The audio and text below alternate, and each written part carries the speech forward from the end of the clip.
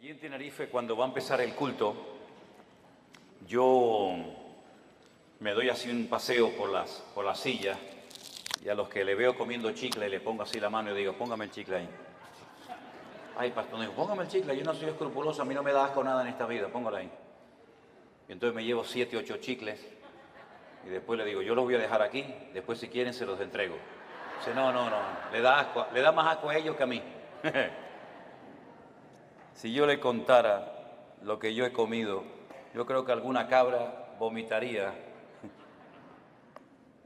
Un día fuimos a un restaurante, creo que era nuestro aniversario. No teníamos nada, pero llega Elena toda contenta y me dice, me he encontrado en el suelo un billete de 20 euros. Le digo, mira, sí te invito esta noche al aniversario.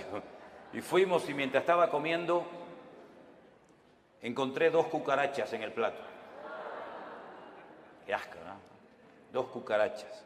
Y entonces llamo ¿cómo llaman aquí? El camarero, el mozo, el mesero. Digo, venga un momentito, por favor. Digo, mire, ¿esto qué es? Y el muchacho agarra el tenedor y me dice, ¿esto? 2 cucarachas. Digo, ya sé, mijo, ya sé que son 2 cucarachas, pero ¿qué cosa? Dice, es que tenemos últimamente la cocina muy sucia, me dice.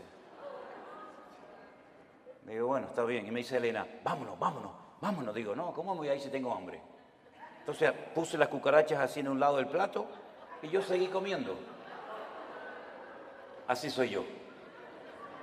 Por eso cuando me dice, pastor, ¿a usted le gusta esto? ¿A usted le gusta lo otro? Digo, yo me como lo que haga falta, no hay ningún problema, ¿no? Ahora, nuestra alma es diferente. A nuestra alma no se le puede dar cualquier tipo de comida, porque el alma también se enferma.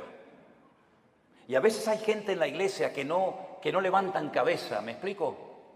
Gente que siempre están decaídos, están tristes, oras por ellos, escuchan los mensajes, pero que no terminan como de arrancar, yo digo, ¿no? Y es que a veces no se dan cuenta ni ellos que tienen el alma enferma. Y a veces dice, ¿por qué me viene a mí de repente esa tristeza cuando yo estaba bien la semana pasada? ¿O por qué me pasa a mí esta cosa o aquella otra? Y es que uno tiene que ir al manual, a la escritura, y pedirle al Señor olfato y discernimiento espiritual. Y el Señor te va a mostrar probablemente qué es lo que está pasando en tu vida, que a lo mejor llevas años con esa enfermedad espiritual, esa enfermedad del alma, y tú ni siquiera te has dado cuenta. ¿Saben que un día el Señor Jesucristo entró a predicar a una sinagoga? Las sinagogas no son como así, como tenemos el culto nosotros, donde están todos juntos, ¿no? Las mujeres, los hombres, los niños, las niñas. No, las sinagogas nunca han sido así, ni en el pasado ni ahora. Las sinagogas son para la reunión principal para los hombres, solamente los varones. Y los niños que han hecho bar mitzvah, que han hecho una ceremonia que pasan de niño a hombre a partir de los 12 años y están con sus papás. Y las mamás y las niñas, ¿dónde están?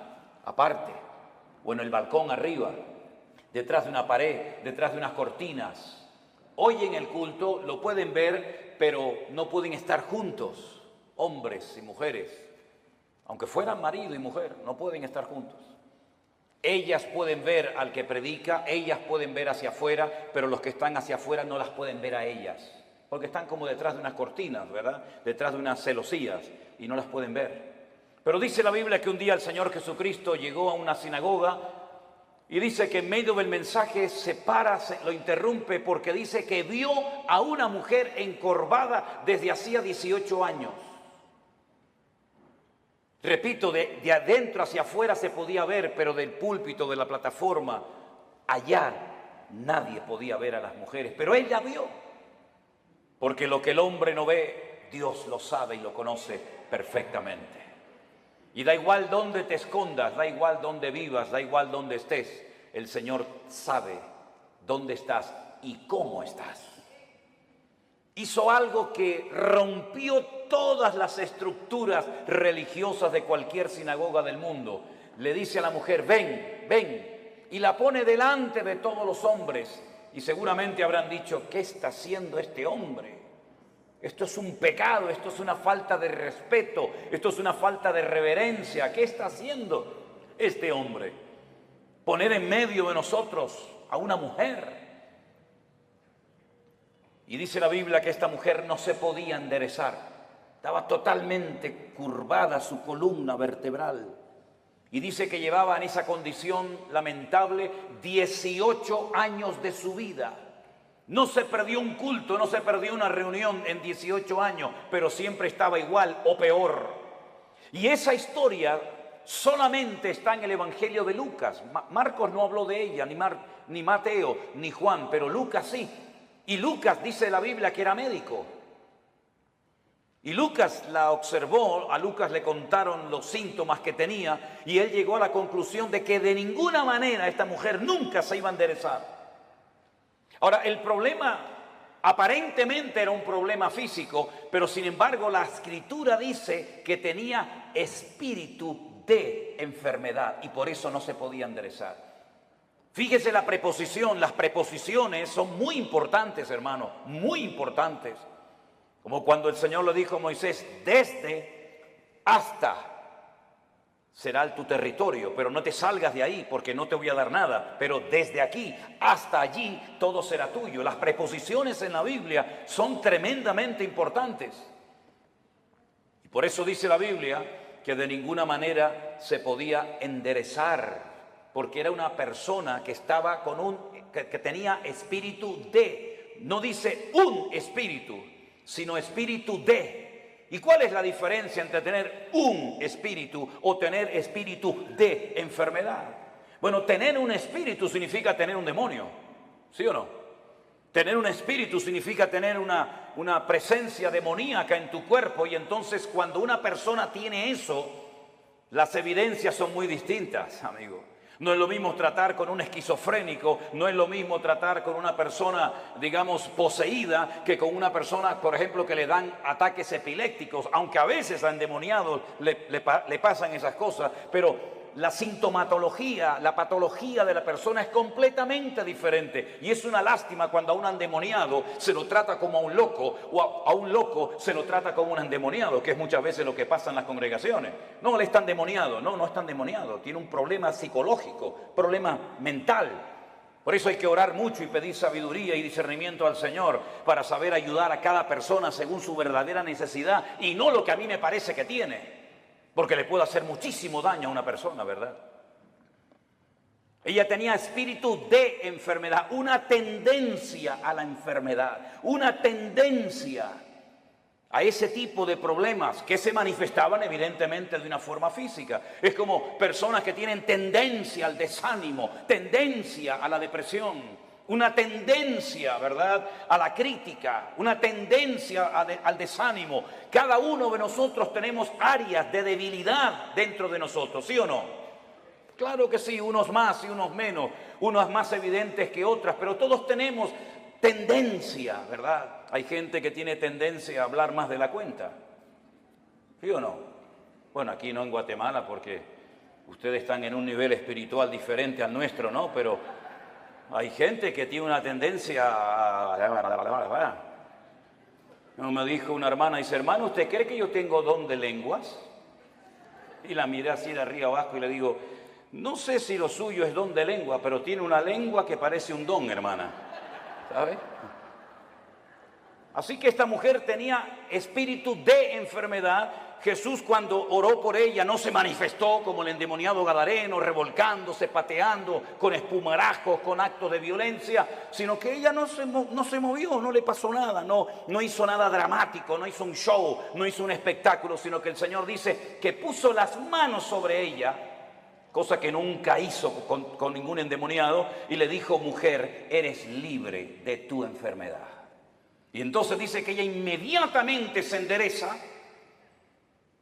Y claro, el principal de la sinagoga, ante semejante milagro, tenía que haber dicho, gloria a Dios, qué bendición que a esta hermana, que la hemos tenido 18 años en la congregación, por fin puede enderezar su vida y hacer una vida normal. ¿No hubiera sido lo más lógico esa reacción? Pues no fue esa la reacción. No le gustó nada, no le gustó nada lo que estaba sucediendo allí.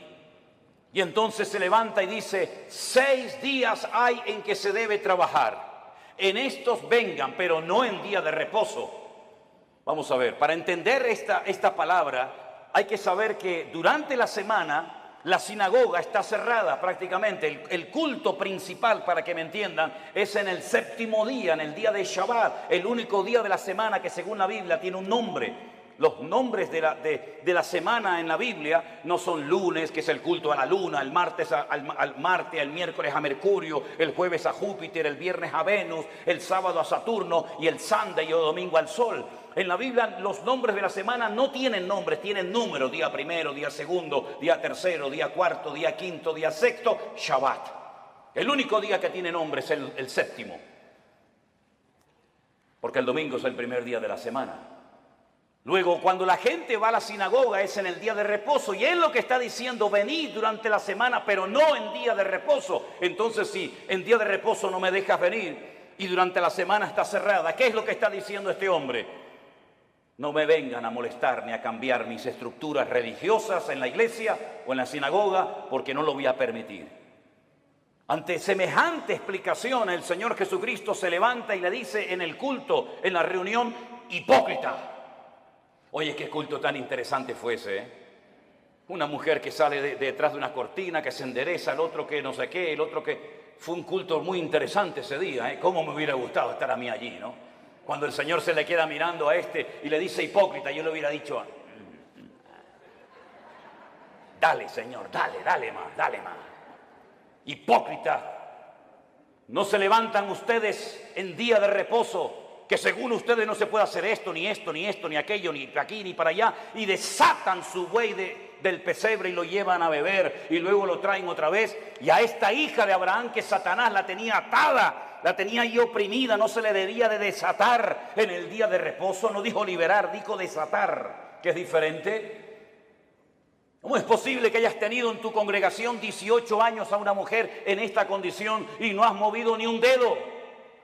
Y vengo yo y hace un milagro el Señor a través de su vida y su ministerio, y te enfadas y te enojas por lo que ha sucedido. ¿Saben que hay personas que no quieren que Dios les sorprenda? Hay gente que no quiere cambiar, hay gente que está cómoda, hay gente que está muy cómoda, muy apoltronada con su rutina religiosa, pero el Señor ha venido para romper estructura. El Señor ha venido a su casa a hacer lo que quiere, porque al fin y al cabo la iglesia no es suya ni mía. La iglesia es la casa de Dios y Él es la cabeza, yo soy el cuerpo. ¿Te vas a dejar sorprender por el Señor o ya lo sabes todo? Esto no se puede hacer, esto sí se puede hacer, ahora de pie, ahora sentado. Pero ¿quién eres tú, el dueño de la iglesia? ¿Qué te has creído que eres tú en la iglesia? El que abres y cierras la bendición de Dios. El dueño de la iglesia no es el pastor, no es los ancianos, no son los diáconos, no es la mesa directiva. El dueño de la iglesia es Cristo, y si no es Cristo tienes un grave problema, porque te has convertido en un propietario de algo que no te corresponde. En vez de un administrador, en un siervo, que para lo que está es para servir y no para servirse de, como muchos hoy en día, que en vez de servir a la gente lo que hacen es que se sirven de la gente y todo gira en torno a ellos, y se enfadan cuando no le dice a la gente, sí, pastor, sí, mi hermano, sí, el ungido, como si los demás no fueran ungidos igual que el pastor. ¿O usted no es ungido? ¿Usted no tiene el mismo espíritu que tengo yo en esta tarde? ¿Usted no lee la misma Biblia que yo? ¿Usted no va al mismo cielo que yo? Entonces, ¿por qué hacemos esas diferencias? No toque al ungido, no moleste al ungido. El ungido, ¿y usted qué es? Si usted no tiene la unción que yo tengo, entonces usted tiene un grave problema. Si el Espíritu Santo que mora en mi vida no mora en la suya, entonces usted no es cristiano, porque hay un solo Espíritu, hay un solo cuerpo, hay un solo bautismo, hay un solo Dios y hay un solo cielo para todos y cada uno de nosotros. Y eso es lo que dice la palabra del Señor, mi querido hermano. Y no hay esas diferencias. Una cosa es el respeto y otra cosa es el servilismo. Hay gente que en vez de ser siervos son como esclavos del hombre, esclavos de la doctrina, esclavos de la denominación, esclavos del ministerio. No, usted no tiene que ser esclavo de nadie, usted tiene que ser siervo de Jesucristo. Ahora dice la palabra de Dios que esta mujer se enderezó, cosa que no podía hacer antes, Porque la presencia del Señor llegó a ese lugar. Y donde está el Señor tienen que haber cambios. Lo que no puede ser es que una vida, una familia, una iglesia llamada cristiana estén siempre igual. ¿Qué es lo que hace mucha gente cuando se les predica claramente la palabra y se sienten incómodos? Bueno, lo fácil es cambiarse de iglesia, ¿sí o no? Me voy de esta iglesia porque aquí no hay amor, me voy de esta iglesia porque no cuentan conmigo, me voy de esta iglesia porque el pastor no me ama, me voy y se van a otra y después te enteras que ya no están en esa, están en otra y en otra y en otra. Es que muchas veces el problema lo queremos resolver cambiando de lugar en vez de permitiéndole al Señor que nos cambie el corazón y nos cambie nuestro carácter y nos cambie nuestra vida. Y muchas veces creemos que ya hemos llegado a un cierto nivel espiritual en el que ya no necesitamos cambios. Y la pregunta es, ¿cuántos de los que están aquí presentes quieren cambiar y quieren honrar y quieren glorificar al Señor? Levante su mano. Pues entonces, como Dios lo va a hacer a través de pruebas. Hoy se habló aquí de pruebas. ¿Saben? Dios no tiene que pedirle permiso a usted ni a mí para probarnos. Para nada. Y las pruebas por las que pasaremos a lo largo de nuestra vida, que pasaremos sí o sí, son proporcionales a nuestro nivel de fe y de madurez.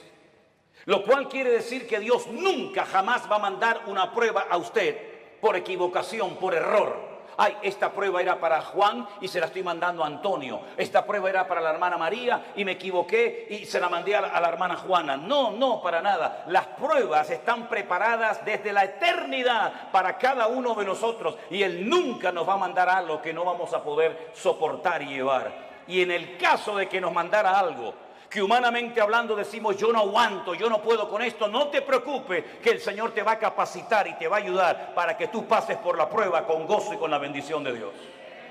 Yo siempre he dicho que si las pruebas que el Señor le mandó a Abraham se las hubiera pedido o se las hubiera mandado a David, no las hubiera podido soportar.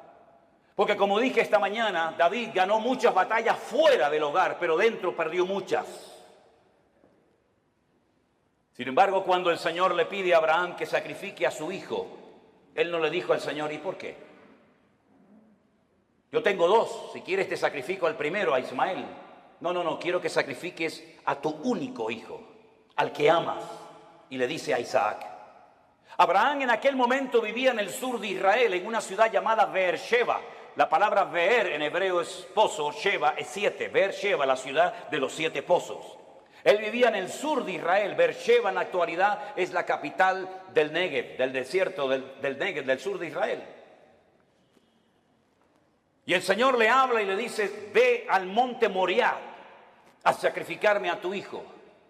El monte Moriah está en Jerusalén. Es el monte donde tiempo más tarde se construiría el templo de Salomón. Él viajó, dice la Biblia, 3 días desde el sur de Israel hasta el monte Moriah. Y cuando llegan cerca del monte Moriah y lo ve de lejos, llevaba a algunos criados y él les dice a sus siervos, esperen aquí que nosotros iremos allí, adoraremos y volveremos. Fíjese qué interesante la palabra de Abraham, iremos, adoraremos y volveremos. ¿Cómo que volveremos si Dios te ha dicho que van 2 y vuelve 1? Subiréis 2 al monte Moriah, pero a uno lo tienes que sacrificar y matarlo allí, y el que volverá serás tú solo. Pero no dijo eso Abraham, dice iremos y volveremos. No fue hasta el ministerio del apóstol Pablo, cientos, miles de años después de este acontecimiento, de la aquedá, como se llama en hebreo, de la atadura, que inspirado por el Espíritu Santo, el autor de la carta a los hebreos y también Pablo dijo que tenía este hombre tanta fe y tanta confianza en el Señor que si sacrificaba a su hijo, el Señor se lo podía levantar de entre los muertos.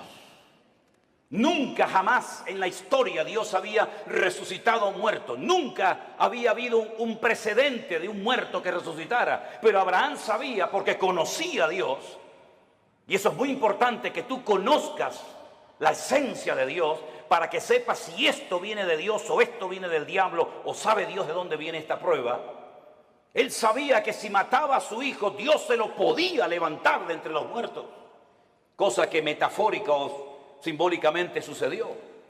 Ahora, muchos se han imaginado toda la vida que Isaac era como un niñito pequeño, que si no quiere ir lo empujo y lo llevo a la fuerza. No, no se equivoque, no es así. Yo he visto en algunas iglesias y he visto en las escuelas dominicales que presentan a un niño de 7, 8, 9, 10 años, que el papá lo sube encima de un altar, lo amarra, saca el cuchillo y lo va a matar. Es que no es así lo que cuenta la Biblia. Si usted saca cuentas, y podríamos ir por los textos para demostrarle lo que le digo, Isaac tenía en ese momento 40 años. 40 años tenía el hijo de Abraham. Y por eso dice que iban ambos juntos, porque Isaac no era tonto.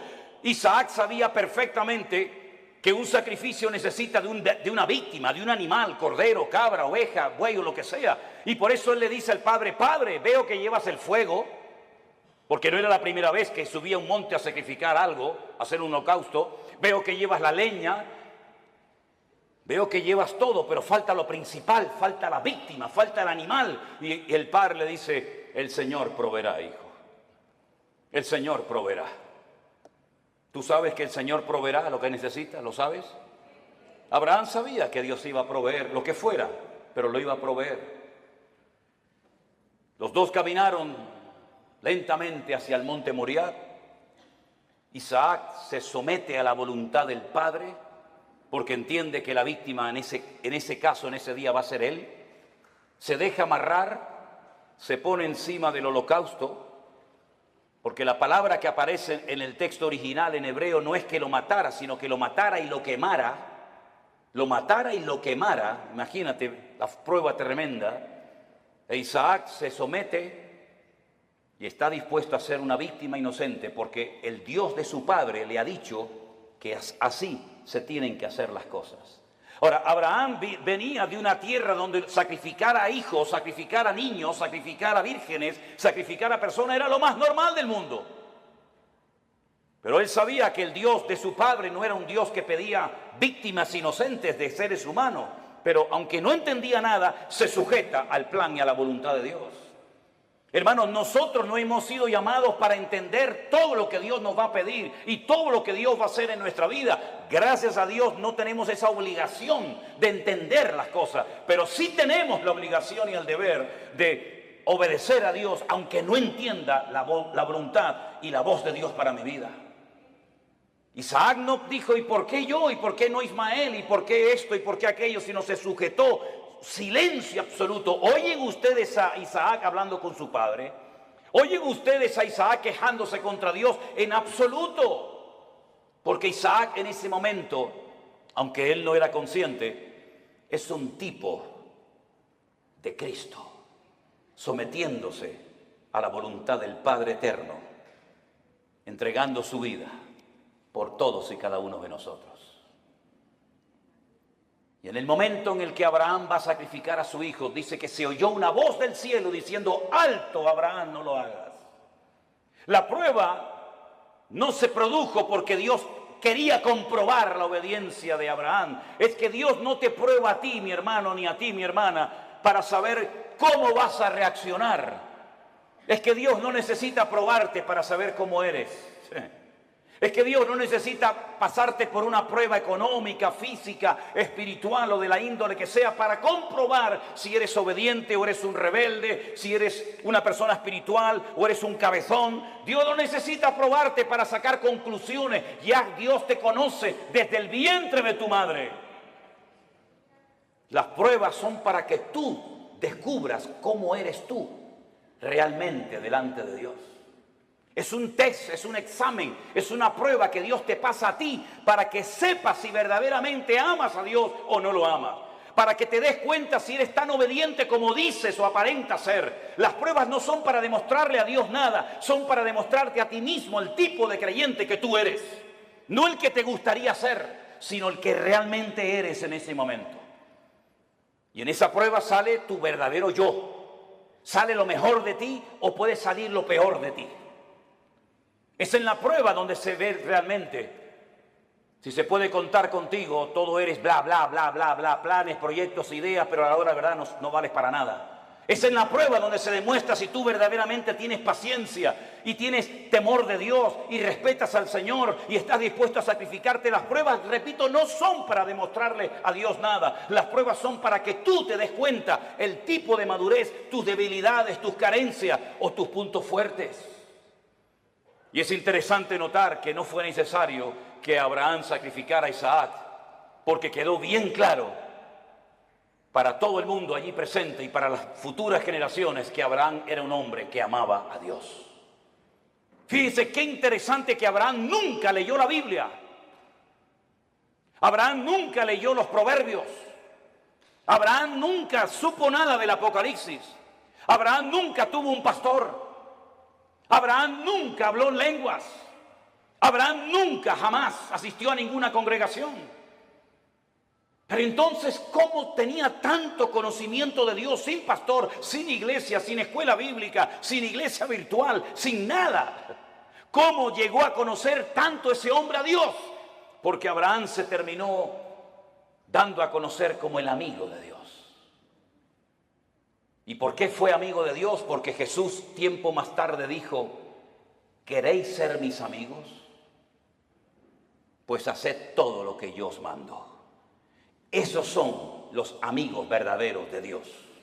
Aquellos hombres y mujeres que, aunque no entienden lo que está pasando, ni cuánto va a durar la prueba, son capaces de someterse a la voluntad de Dios, sin entenderlo todo, pero que conocen a Dios por la comunión y por la relación que tienen con Él. ¿Cuántos dicen amén? Lo mismo le pasó a José. José nunca fue a ninguna iglesia. José nunca tuvo un pastor que le instruyera, que le ayudara, que le aconsejara. José nunca leyó la Biblia, pero cuando llegó el momento de la prueba más grande de su vida, él salió corriendo porque él dice: ¿cómo voy yo a pecar contra mi Dios haciendo semejante cosa? ¿Cómo él sabía si no estaban los 10 mandamientos escritos? No estaba ni una palabra, ni una coma, ni una tilde de la Biblia escrita. ¿Cómo él sabía que eso no le agradaba a su Dios? Porque el que conoce a Dios sabe lo que a Dios le agrada y lo que Dios abomina. ¿Por qué hay tanta gente en las iglesias hoy en día que están todo el santo día pidiendo confirmación? ¿Me puede el Señor confirmar si estoy llamado o no? ¿Me puede el Señor confirmar si tengo que ir allí o no? ¿Qué confirmación necesitas tú, mi hijo? Lea la Biblia, métase en la comunión con el Señor y no va a necesitar que nadie le ponga la mano encima para que le diga lo que usted tiene que hacer. Esa dependencia enfermiza de la oveja, del pastor, como si el pastor fuera su papá, como si el pastor le tiene que decir: vaya al baño ahora. No, ahora no vaya al baño, vaya para allá. No, eso no es así. Hay que ya crecer, hay que madurar, hay que aprender a ser autodidactas, porque llegará el momento que no existirá iglesia virtual, que no nos dejarán predicar en YouTube, que no nos dejarán predicar en Facebook. Llegará un momento que nos arrancarán las Biblias, llegará un momento que nos perseguirán, y en ese momento todo lo que han aprendido, si es que han aprendido algo, es lo que te va a mantener firme contra los ataques que vendrán en el futuro, mi querido hermano. No dependa de mí, por el amor de Dios, no dependa de la iglesia, dependa del Dios Todopoderoso, aleluya. Y si no lo aprende, dudo que aguantes la prueba, porque la prueba solamente la aguantan los que aman a Dios. Yo he descubierto eso, hermanos. Las pruebas no las sacan con buena nota, con buena calificación los que han aprendido a cantar muy bien. Las pruebas no las aprueban aquellos que saben, digamos, predicar muy lindo. No, las pruebas las aprueban con muy buena nota los que en el fondo aman a Dios con toda su alma y con todo su corazón. Porque cuando una persona ama, hace cualquier locura. Cuando una persona ama, está dispuesta a poner a un hijo sobre un altar y degollarlo como si fuera una bestia. Cuando una persona ama, es capaz de oír de los labios de Cristo: vas a morir crucificado como yo. Y Pedro dice: tú sabes que yo te amo, Señor. Cuando una persona ama, está dispuesta a estar solo en una cárcel, sabiendo que no estoy solo, sino que Él está conmigo, y puedo terminar mi carrera y guardar la fe. Y cuando uno ama a Dios de todo corazón, puede escribir una carta diciendo: en mi primera defensa ninguno estuvo a mi lado, todos me desampararon. Pero no lo habla desde la amargura, no lo habla desde el rencor o el resentimiento, sino que dice, no se preocupen, hermano, Demas me abandonó, Alejandro me causó muchos males, el otro se fue por aquí, el otro se fue por allá, me sacaron de la celda, me llevaron al juicio, nadie estuvo a mi lado, pero el Señor estuvo a mi lado y me dio fuerzas, aleluya, y me guardó de la boca del león. En el peor momento de su vida, cuando todos, Timoteo, Tito, Priscila, Aquila, Silas, el otro tenían que estar con Pablo, ni uno apareció. Pero el Señor estuvo a mi lado y me libró de la boca del león y me seguirá librando. A Él la gloria y la honra y el imperio por los siglos de los siglos, dice Pablo. A ese nivel tenemos que llegar. A ese nivel de fe, a ese nivel de madurez, a ese nivel de esfuerzo y sacrificio es al que tenemos que llegar todos y cada uno de nosotros. Porque todos vamos a ser probados en mayor o en menor medida. Y dice la Biblia que los que son fieles y aman al Señor, Dios nos guardará de la hora de prueba que ha de venir sobre todas las naciones de la tierra. Hace años atrás la gente de Europa venía a América, cuando el continente europeo quedó totalmente arrasado por la Segunda Guerra Mundial. Alemania quedó destrozada completamente, Italia quedó destrozada, toda Europa plagada de muertos.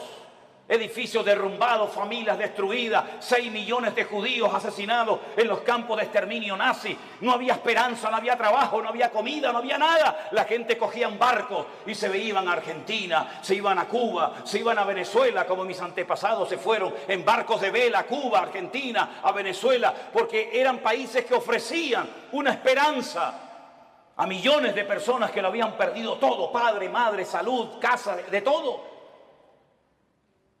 Pero ya eso pasó a la historia, mis queridos hermanos.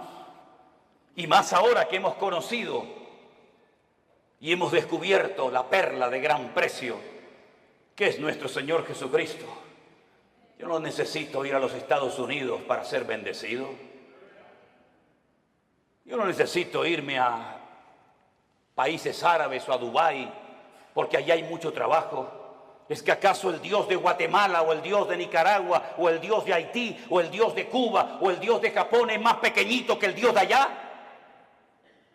¿No ha dicho el Señor, yo estaré contigo todos los días hasta el fin del mundo? ¿No nos ha demostrado el Señor que eres el dueño de la plata y del oro? Que no es mi esfuerzo personal, sino es la misericordia y la grandeza de Dios lo que a mí me permite hoy comer, vivir, respirar y tener victoria en mi vida. Permítame decirles que este muchacho que estuvo a punto de ser sacrificado, imitando o intentando imitar el ejemplo de su padre, cuando hubo miseria y los animales no tenían pasto para comer y faltaba el agua en los pozos, él sintió en su corazón hacer lo mismo que hizo su padre, que ir a Egipto. Oye, cada vez que había hambre y miseria en Canaán, siempre había de todo en Egipto. Nunca faltaba el agua, nunca faltaba el pasto, siempre en Egipto había de todo. Y el Señor le dice a Isaac, no vayas a Egipto. Pero Señor, mi padre fue a Egipto. Claro que tu padre fue a Egipto. Y Egipto se le metió en su casa. ¿O no te acuerdas de tu hermanito Ismael, de quién nació? Y no te acuerdas de doña Agar, no te acuerdas que se fue de Egipto, pero Egipto se le metió en la casa. Tú no tienes que ir a Egipto para nada, tú te quedas aquí. Pero Señor, yo vivo en Beersheba, yo vivo en un desierto, no hay agua, no hay nada. Y el Señor le dice, siembra. ¿Pero dónde? Siembra ahí en la arena, siembra en la arena. Y después, ¿cómo riego la semilla? Escarba, busca, y empezó a escarbar, ¡pum!, le salió agua. Y vinieron los enemigos y dijeron, hay que taparle el pozo. Y le taparon el pozo. ¿Y ahora qué hago? ¿Me voy a Egipto? No, vete más allá. Siembra más allá y busca agua. Y encontraba agua en todos los lados. El agua estaba debajo, solamente había que buscarla. Y dice que ese año sembró y cosechó a 100 por 1 en el desierto sin agua. Y al final vinieron los enemigos, los que le echaban tierra y piedras a sus pozos, a hacer un pacto con él, a pedirle perdón y a decir, se nota que Dios está contigo. Eso es lo que el mundo necesita ver en nosotros los cristianos. que nuestra dependencia no está del dólar, nuestra dependencia no está de los países del norte. Nosotros dependemos del Rey de Reyes y Señor de los señores. Y el Señor está contigo como poderoso gigante. ¡Alabado sea Dios! ¡Aleluya! ¿No dice el Señor que yo soy el Dios de la plata y del oro? Qué fácil es decirlo, ¿no? ¿Sí? Nosotros hemos vivido por fe 40 años de nuestra vida. Y hemos enseñado a nuestras hijas a vivir por fe. Y hemos vivido desde el minuto 1 que nos casamos y desde el minuto 1 que salí de la escuela bíblica he vivido por fe. No he dependido de nada ni de nadie, sino solamente del Señor. Ha habido momentos de abundancia, ha habido momentos de escasez, pero el Señor nunca nos ha fallado, jamás, jamás. Hemos dormido en grandes hoteles, hemos dormido en carreteras, hemos dormido en selvas, hemos dormido en gasolineras, hemos dormido en la calle, hemos dormido en casas abandonadas, hemos dormido en montones de lugares, pero no da igual, porque lo importante no es lo que uno tiene, lo importante es lo que uno es en Cristo Jesús. Y ese nivel de fe es la que necesitamos hoy en día los cristianos del siglo XXI. Yo decía esta mañana y se lo recuerdo que a veces el mundo se ha metido de tal manera en nuestras vidas que parece que si no tenemos el último zapato, la última camisa, el último teléfono, la última computadora, como que nos entra la depresión. Y yo pregunto, ¿qué tenía Pablo? ¿Qué tenía Pedro? ¿Qué tenía Santiago? ¿Qué tenían nuestros hermanos en la Segunda Guerra Mundial? No tenían nada, pero cuanto menos tienes es cuanto más el Señor está contigo. Y esa es la vida que el Señor quiere que vivamos. Por eso yo siempre he predicado y lo digo. Hermanos, la Biblia que predicamos es la misma. El Espíritu Santo es la misma. El Salvador es el mismo. El poder de Dios es el mismo, pero la iglesia no es la misma. No, la iglesia no es la misma. He conocido cristianos en Estados Unidos, mejor dicho, pastores, que me dicen, ¿saben lo primero que me pregunta una persona cuando viene a nuestra iglesia pensando en la posibilidad de hacerse miembro de la iglesia? Digo, no, dice, ¿tienen buenos aparcamientos, buenos estacionamientos para los carros aquí? Sí. ¿Tienen aire acondicionado las clases de los niños? Sí. ¿Las butacas de la iglesia son de madera o son así mulliditas? Y cuando pasan la lista y tienen todo lo que sus necesidades demandan, ¿se hacen o no miembros de esa iglesia? Yo te mandaría un tiempo a África, a Corea del Norte, a Irán, a Pakistán, y a lugares donde los hermanos a escondidas de noche tienen que ir con un pico y una pala a romper bloques de hielo así de gordo y bautizarse en lagos helados para que no los maten las personas que están a su alrededor. Te mandaría a lugares donde solamente hay una Biblia para toda la iglesia y los hermanos se la pasan de unos a otros durante varios días y la copian a mano. Y yo tengo Corintios, yo tengo Efesios, yo tengo Gálatas, yo tengo Romanos, yo tengo los Proverbios, porque hay una sola Biblia para toda la iglesia. Cuando estábamos en Kenia y nos enfermábamos y lo primero que pensamos era en ir al médico, los de allí nos decían, no, no hace falta. ¿Cómo que no? Dice, no, vamos a orar, vamos a orar. Porque sabían que tal vez no tenían dinero para medicinas, pero tenían a su alcance el poder de Dios. Nos hemos hecho tan burgueses espiritualmente hablando que si se retrasa la comida 10 minutos ya nos ponemos nerviosos. Nos ponemos tan nerviosos cuando faltan determinadas cosas y después algunos me dicen, no, yo quiero servir al Señor. Me vino uno una vez a la iglesia y me dice, yo quiero servir al Señor. Y estaba de pie y yo estaba poniendo la moqueta en la iglesia con un señor ya muy mayor. Y le digo, ¿y por qué no te agachas y me ayudas a poner la moqueta de la iglesia? Y me dice, es que yo soy cantante, yo soy músico. Digo, tú eres un idiota. No, que cantante y músico. Los cantantes y los músicos no trabajan. La Biblia dice que el que no quiere trabajar, que no coma, es decir, que se muera de hambre. Eso dice la Biblia, ¿eh? No quiere trabajar, no coma. Y el que no come ya sabe lo que le pasa. ¿No trabajaba el Señor? Dice, yo trabajo y hago la obra del que me envió. En otras palabras, mis queridos hermanos, la iglesia tiene que despertar y darnos cuenta de que si la iglesia sigue viviendo como ha vivido en estos últimos 30, 40, 50 años, por eso la iglesia entró en una decadencia, por eso el mundo se metió en la iglesia, Por eso la gente ha salido herida, por eso la gente ha comido veneno y comida caducada en las congregaciones. ¿Por qué? Porque nos hemos agarrado a cosas y hemos convertido la iglesia en el campo, cuando la Biblia dice que el campo es el mundo, no la iglesia. Y por eso para algunos la iglesia virtual era una locura, porque necesitan el púlpito, necesitan la banca, necesitan tocar. Y el Señor nos ha enseñado que sin púlpito, sin banca, sin nada, el Señor ha alimentado y bendecido a su pueblo en todas las naciones de la tierra. Por eso yo les animo a todos y a cada uno de ustedes que no olviden todo lo que hemos aprendido desde marzo del 2020 hasta el día de hoy. Que no tengamos una amnesia, sino que recordemos todo lo que el Señor nos ha venido enseñando y mostrando día a día. Estos testimonios de gente cambiada, estos testimonios de gente sanada, testimonios de familias restauradas, todo esto lo ha hecho el Señor sin necesidad de que una persona sea la estrella y el protagonista. La obra la ha hecho el Señor nuestro Dios, al cual le damos a Él siempre toda la gloria y toda la honra. Aleluya. Así que mi querido hermano, Dios sí que nos guardará de las pruebas, claro que sí, pero nuestro nivel de madurez tiene que ser elevado. Me sorprendió mucho cuando fuimos a la cárcel el otro día, los pastores, sí, pastores que están allí también cumpliendo condena, privados de libertad, pero saben que ese es el momento y el lugar donde tienen que estar atendiendo y ministrando a otras personas. Cada uno de nosotros tenemos un lugar en el cuerpo de Cristo. Yo sé cuál es el mío y cuál no es el mío. Pero yo quiero que usted cierre sus ojos en esta tarde y a partir de hoy se proponga seriamente decirle al Señor cuál es mi sitio y cuál no es mi sitio. ¿Qué tengo que hacer y qué no tengo que hacer?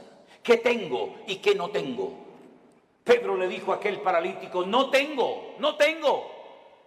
No esperes de mí plata y oro porque no tengo, pero lo que tengo te lo voy a dar. La Biblia dice que antes de que una persona sea usada, primeramente tiene que ser probada. Nadie puede ser usado en el reino si no es probado primeramente. Y el Señor sabe cómo probarnos y cuánto tiempo probarnos. Dígale al Señor, enséñame a gozarme en las pruebas. Descubre mi corazón para que realmente me dé cuenta si verdaderamente yo te amo o no te amo tanto. Hemos visto que el Señor nos ha bendecido, nos ha prosperado, nos ha usado. Pero todavía queda mucho camino por recorrer, hermanos. Muchas almas, muchos países que visitar, muchos lugares donde ir. Y si somos fieles y obedientes al llamado de Dios, Dios seguirá guiando nuestros pasos y fortaleciendo nuestras vidas. Señor, te damos gracias en esta tarde por este día de victoria, de bendición que hemos pasado juntos, Señor. Gracias por los hermanos que se han bautizado. Gracias por los testimonios que hemos oído. Gracias por el tiempo que hemos podido pasar juntos en armonía. Pero sabemos que estos solamente son unos pocos días, que la vida realmente está allá afuera esperándonos. Yo te ruego, Señor, Dios del cielo y de la tierra, que traigas madurez a nuestros corazones y a nuestras vidas. Que estemos dispuestos a ser probados y a gozarnos en las pruebas. Bendito sea tu nombre, Señor. Busque a alguien en este momento y ore con él junto, por favor. Busque a alguien, sea esposo, sea su marido, sus hijos, un hermano que no conoce de nada, da igual. En estas reuniones, en estos encuentros que hacemos, se produce algo muy bonito.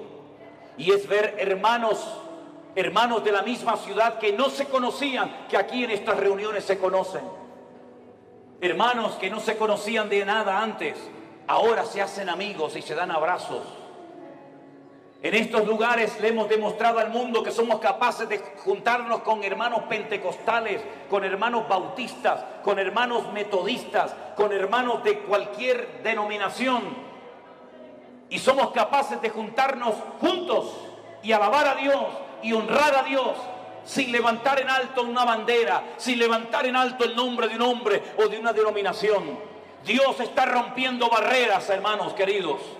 Pastores de diferentes iglesias vienen a nuestros encuentros, vienen a nuestras reuniones y juntos alabamos al Señor. Y eso es algo milagroso que nunca se había dado, o por lo menos hace mucho tiempo. Aquí nos juntamos hermanos de diferentes nacionalidades, ricos, pobres, blancos, negros, hermanos que tienen una tendencia denominacional, hermanos que tienen otra creencia denominacional, hermanos que levantan las manos, hermanos que no levantan las manos, hermanos que hablan en lenguas, hermanos que no hablan en lengua. Eso es lo de menos. Lo que nos une no es eso, lo que nos une es el amor de Dios. Y lo que queremos es impactar al mundo con el amor de Dios en nuestros corazones. Aleluya. Recibe la gloria, mi Dios. Y así orando los unos por los otros, te damos gracias por tu fidelidad. Gracias por tu palabra, Dios mío. Aleluya. Gracias, Señor, por el milagro de la iglesia. Gracias, Señor, por los hermanos que vienen haciendo